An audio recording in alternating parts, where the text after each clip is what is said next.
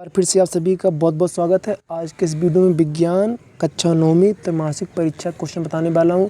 इसके पहले मैंने आपको संस्कृत का बताया था, हिंदी का बताया था, तो क्वेश्चन आए थे। आज विज्ञान का पेपर है तो विज्ञान क्वेश्चन बताने वाला हूँ, ठीक है। तो इनको आपको नोट कर लेना। पहला प्रश्न आपके सामने, सही विकल्प चुनकर लिखिए, ठीक है। पदार्थ की कितनी अवस्थाएँ होती हैं, आपको बताना है कि पदार्थ की कितनी अवस्थाएँ होती हैं, ठीक है ना। तो 3 अवस्था, कितनी अवस्था होती है आपकी, 3 अवस्थाएँ होती हैं ना। फिर आ जाता है पदार्थ की किस अवस्था में कणों के मध्य न्यूनतम रिक्त स्थान होता है। सबसे कम रिक्त स्थान किस अवस्था में होता है, तो आपका फिर ठोस अवस्था में होता है, ठीक है ना। किस अवस्था में होता है, ठोस अवस्था में न्यूनतम रिक्त स्थान होता है। फिर तीसरा प्रश्न आपका आ जाता है, पदार्थ की किस अवस्था में किसी वस्तु का एक निश्चित आकार, स्पष्ट सीमा एवं नगण्य संपीड़ितता होती है। पदार्थ किस अवस्था में किसी वस्तु का एक निश्चित आकार होता है, स्पष्ट सीमाएं, ठीक है ना। तो निश्चित आकार आपका तो ठोस अवस्था में ही होता है। किस अवस्था में होता है, ठोस अवस्था में होता है। पदार्थ की वह अवस्था जिसमें द्रव्य का आकार नहीं परंतु आयतन निश्चित होता है। पदार्थ की वह अवस्था जिसमें द्रव्य का आकार नहीं परंतु आयतन निश्चित होता है, द्रव अवस्था कहलाती है, ठीक है ना। द्रव अवस्था में आकार निश्चित नहीं होता किंतु आयतन निश्चित होता है, ठीक है। आगे बढ़ें। न्यूनतम विसरण का गुण पाया जाता है। न्यूनतम विसरण का गुण किसमें पाया जाता है, तो सबसे कम विसरण गुण ठोस में पाया जाता है, ठीक है ना। किसे पाया जाता है, ठोस में पाया जाता है ना। विलयन का वह घटक जिसकी मात्रा दूसरे से अधिक होती है और जो दूसरे घटक को विलयन मिलाता है उसे कहते हैं। विलयन का वह घटक जिसकी मात्रा दूसरे से अधिक होती है और जो दूसरे घटक को विलयन में मिलाता है उसे हम कहते हैं विलायक। क्या कहते हैं, विलायक कहते हैं, ठीक है। अब आते हैं आपका रिक्त स्थान को पूर्ति दीजिए। विलयन एक समांगी मिश्रण है। कैसा है मिश्रण है, समांगी मिश्रण है। यहाँ पे आप भर देंगे, कैसा मिश्रण है, समांगी मिश्रण है, ठीक है। कोलाइडी विलयन द्वारा प्रकाश की किरणों का फैलना कहलाता है, ठीक है। ये सारे मैं आपको बताने वाला हूँ, पूरा उत्तर बताऊंगा, ठीक है ना। पहले मैं आपको क्वेश्चन यदि बता देता हूँ, वीडियो काफ़ी लंबा हो जाएगा, ठीक है। तीसरा, चौथा, पाँचवा और आपका छठवां, ठीक है।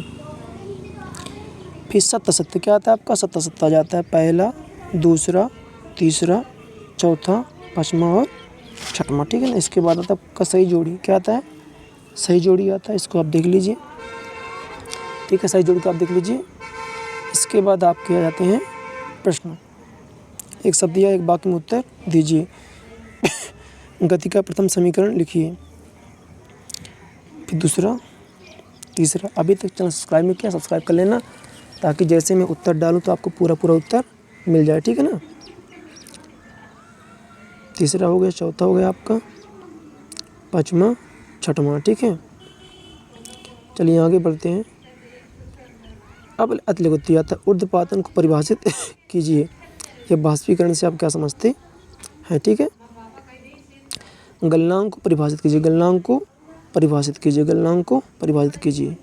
फिर तत्व से क्या समझते हैं, अथवा निलंबन किसे कहते हैं। गर्मियों में मटके का जल ठंडा क्यों होता है, ठीक है। ये क्वेश्चन आपके हो गए, ठीक है ना। आगे बढ़ते हैं।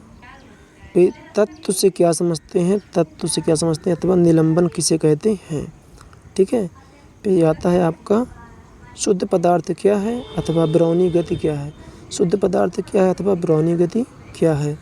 संप्राशिक विलयन किसे कहते हैं, अथवा प्रोकैरियोटिक यूकैरियोटिक कोशिका में 2 अंतर लिखना है आपको, ठीक है। आगे बढ़ें अगर हम, तो रसधानी के 2 कार्य लिखिए अथवा केंद्रक के 2 कार्य लिखिए। एरियोलर ऊतक के 2 कार्य लिखिए अथवा पैरन काइमा व कोलन काइमा में क्या अंतर है। स्टोमेटा के 2 मुख्य कार्य अथवा पौधे में वाष्पोर्जन से क्या लाभ है समझाना है। गतिवी त्वरण किसे कहते हैं, अथवा आप एक वृत्ताकार मैदान के 2 चक्कर पूरे करते हैं, तय की गई दूरी निकालना है। एक समान और असमान गति स्पष्ट कीजिए। औसत चाल किसे कहते हैं। फिर आ जाता है, जब कोई गतिशील वस्तु अचानक रुकती है तो आप आगे रुझ जाते हैं, क्यों। या गति का प्रथम नियम लिखिए। संवेग संरक्षण नियम लिखिए। अथवा जब हम किसी भारी पर बल लगाते हैं तथा वस्तु अवस्था में ही रखी रहती है तब हमारे द्वारा लगाए गए बल को कौन संतुलित करता है, चित्र द्वारा स्पष्ट करना है आपको। फिर आपको आता है मिश्रण एवं आवेग में अंतर लिखना है। रासायनिक और भौतिक परिवर्तनों को परिभाषित कीजिए। सरल जल ऊतक में क्या अंतर है, पौधे में, ठीक है।